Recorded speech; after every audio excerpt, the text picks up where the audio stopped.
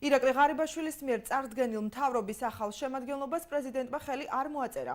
გიორგი მარგველაშვილმა ქვეყანაში არსებული რთული ვითარების ფონზე პარლამენტს მინისტრთა კაბინეტის დაკომპლექტებისათვის ერთი კვირის ვადა მისცა და აღნიშნა, რომ ასეთი გადაწყვეტილებები უფრო მშვიდ გარემოში უნდა ჩამოაყალიბონ. პრემიერ-მინისტრმა გარემოს დაცვის მინისტრად გიგლა აგულაშვილი, სპორტის და ახალგაზრდობის საქმეთა მინისტრად კი ტარიელ ხეჩიკაშვილი დღეს წარადგინა. ბრიფინგზე ღარიბაშვილმა თავდაცვის სამინისტროში ცვლილებების შესახებაც ისაუბრა. მინდია ჯანელიძის ნაცვლად მან თავდაცვის მინისტრად თინა ხიდაშელის კანდიდატურა წამოაყენა. ბუნებრივი რესურსების და გარემოს დაცვის მინისტრის თანამდებობაზე მე წარვადგენ ბატონ გიგლა აგულაშვილს. რაც შეეხება სპორტის და ახალგაზრდობის საქმეთა სამინისტროს მინისტრის თანამდებობაზე წარმოგიდგენთ ბატონ ტარიელ ხეჩიკაშვილს.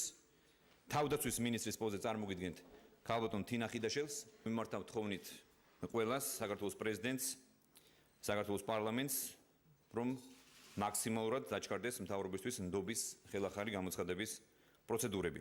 რამდენიმე დღის განმავლობაში ჩვენ ნახეთ მინისტრების მყისიერი გადადგომა. როდესაც ხედავდით, რომ ერთ-ერთი მინისტრი ამბობს, რომ არ მიდის პოსტიდან და მეორე დილას წავიდა პოსტიდან. როგორც ქვეყნის უმაღლესმა მთავარსარდალმა მინდა დავსვა კითხვა, რა სიხშირით უნდა ვცვლიდეთ თავდაცვის მინისტრებს. ამ რთული ვითარების ფონზე მე მინდა მივცე შესაძლებლობა, როგორც პრემიერ-მინისტრს, ასევე პარლამენტს, უფრო მშვიდ გარემოში განახორციელონ კონსულტაციები და ჩამოყალიბდნენ მთავრობის შემადგენლობის თაობაზე. ამ შემთხვევაში მე ვიყენებ კონსტიტუციით ამ შემთხვევაში ჩემთვის მონიჭებულ ერთადერთ შესაძლებლობას და ერთი კვირის ვადით გადავდებ იმ ხელმოწერას, რომელიც უნდა დამესვა მთავრობის სიაზე.